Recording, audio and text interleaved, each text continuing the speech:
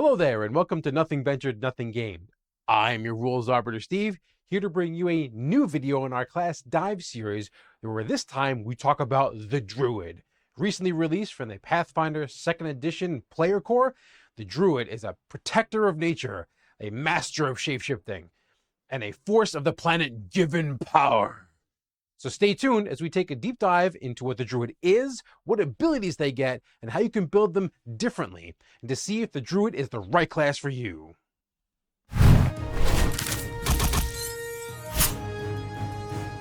And welcome back. And although many of you watching probably already know what a Druid is from a fantasy game context, from either playing Pathfinder in one version or another, or playing Dungeons and Dragons, or other similar fantasy games, there are timestamps below if you can skip past this part if you know what I'm talking about, so you don't want to hear this all over again.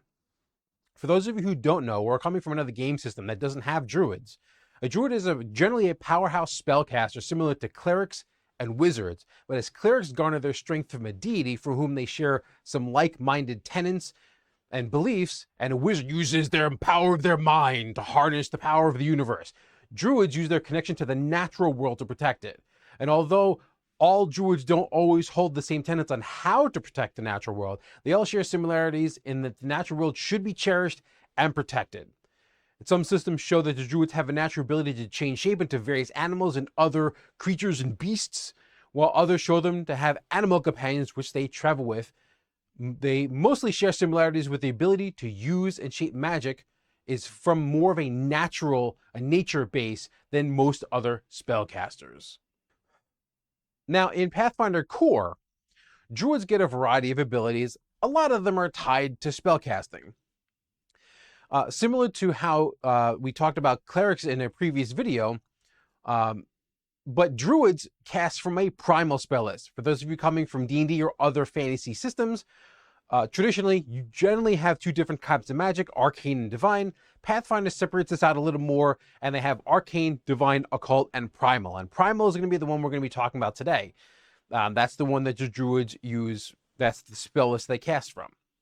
Primal deals more with the natural world, obviously, than most of the others. They tend to share a lot of spells with arcane, since arcane deals with a lot of their spells deal with manipulating elements from the elemental planes, and also they share a little bit of divine, since they have vitality or healing kind of crossover as, you know, Druids, life, nature, they're kind of related.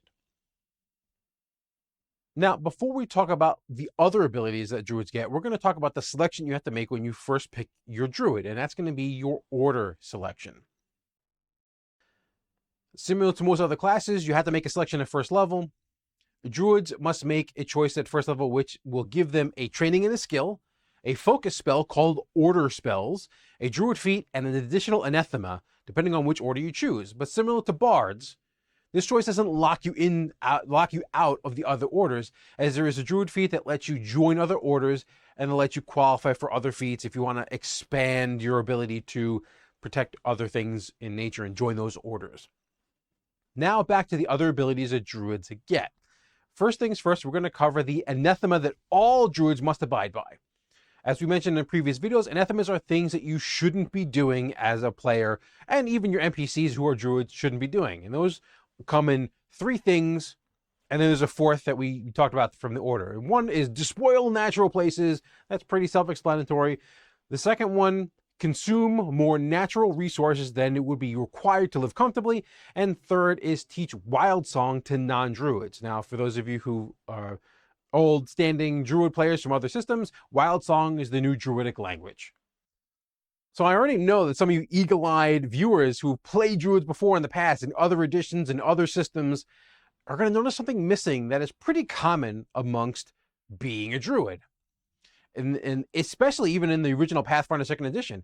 And that is the anathema that restricted Druids from wearing metal armor and using metal shields. Has been completely removed, which was a long-standing tradition of Druids. These fantasy games, you shouldn't be using metal armor and weapons. That's gone. And remember, your order will add an additional anathema to this list, so choose wisely. And you get your cantrips and your first rank spells, just like clerics, you get access to all common primal spells, and you slot them in your slots, just like clerics and wizards. So during your daily preparations, you have to pick and choose what spells you're going to take with you that day.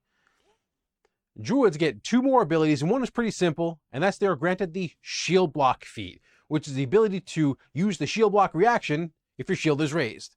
As everyone is technically trained with shields, anyone can wield the shield and raise it to get the AC bonus. You can use the reaction to help your shield absorb some additional damage.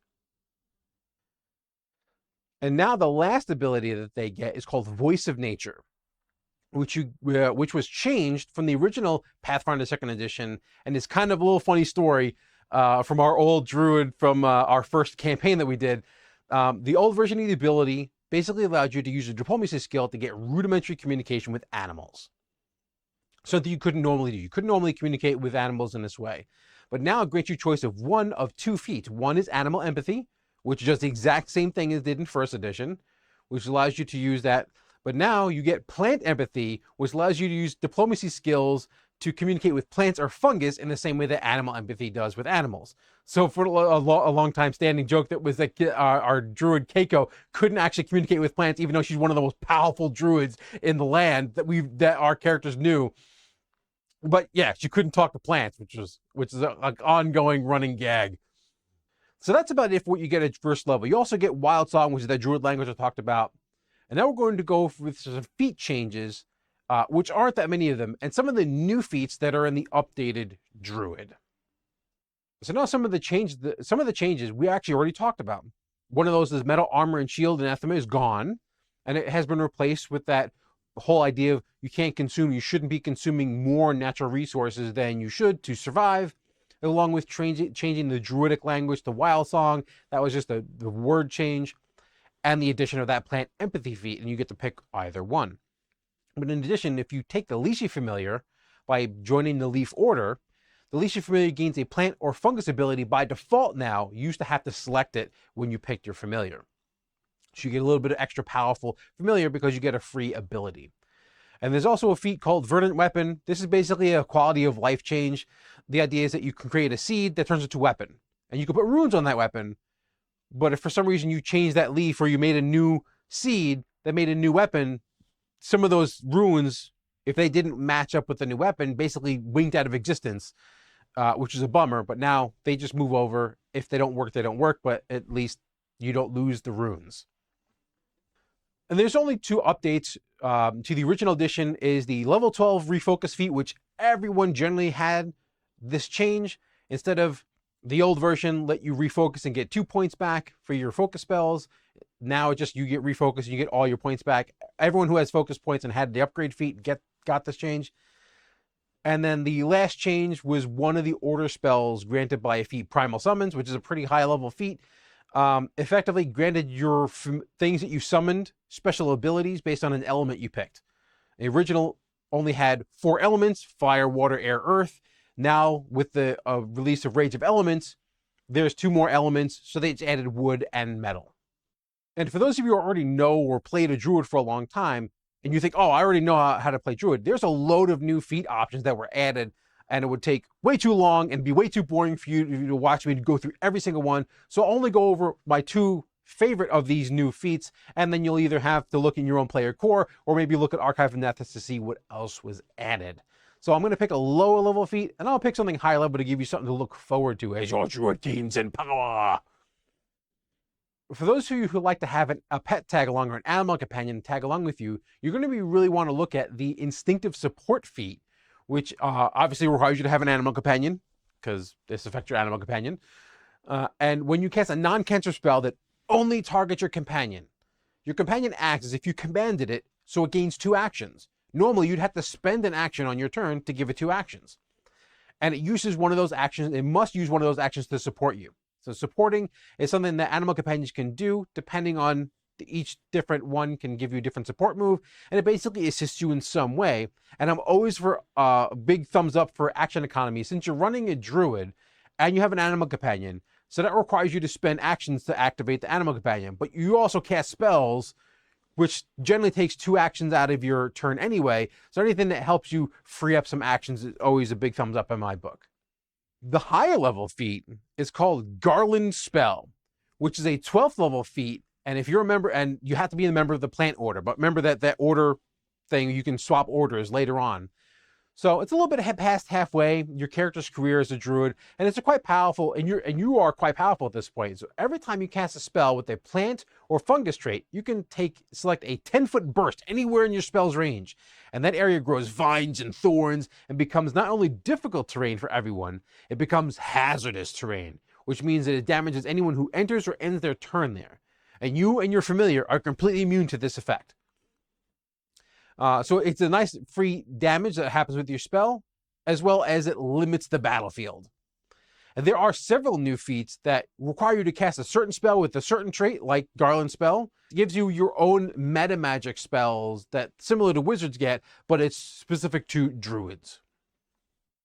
So from a strategy and gameplay perspective, depending on your initial order, is really going to start directing how you're going to play your character. It's not a requirement, but the idea is that it's still going to start molding your gameplay, which by no means locks you out of a different playstyle. But if you pick your familiar as your order, you're going to focus more on spellcasting because your familiar can get into spots that you can't, and you can kind of focus spells through your familiar, and your familiar can do a variety of things to help you out with spellcasting.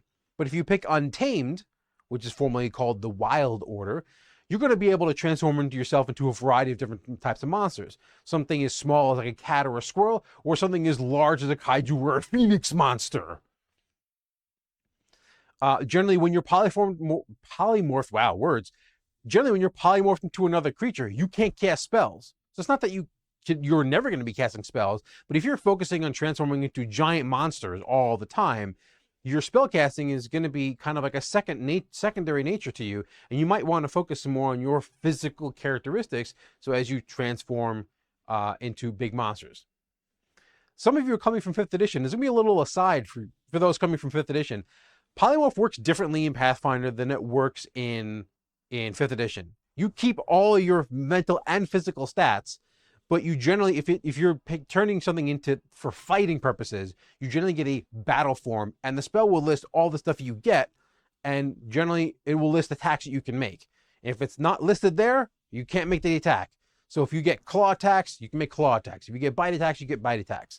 If you get a special move, you get a special move it tells you. So just check your spell descriptions. And the other thing is that losing hit points does not revert you into a form. And I know in 5th edition it works a little differently. You effectively run the monster out of the monster manual.